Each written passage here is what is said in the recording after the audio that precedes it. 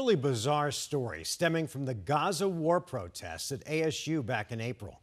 The university's police chief has been officially sanctioned by the Islamic Republic of Iran for breaking up the protests. 12 News journalist Bram Resnick has more on what one expert calls a strange but symbolic decision. Bram? At Caribe, that wasn't the only piece of news today about the protests last spring that swept college campuses nationwide.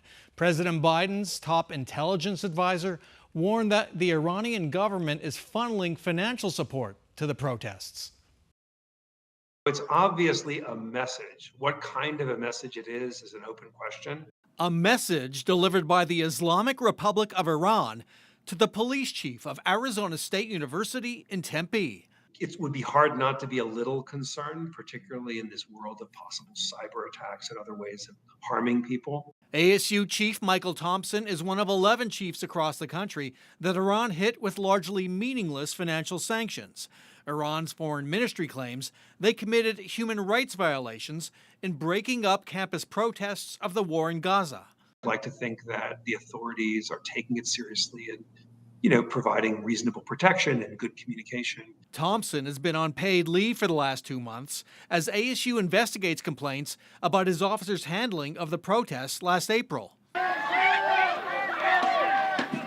President Joe Biden's Director of National Intelligence, Avril Haines, is now warning that Iran is using online influencers to fuel protests against the war. Iran's client Hamas started the war against their mutual enemy, Israel.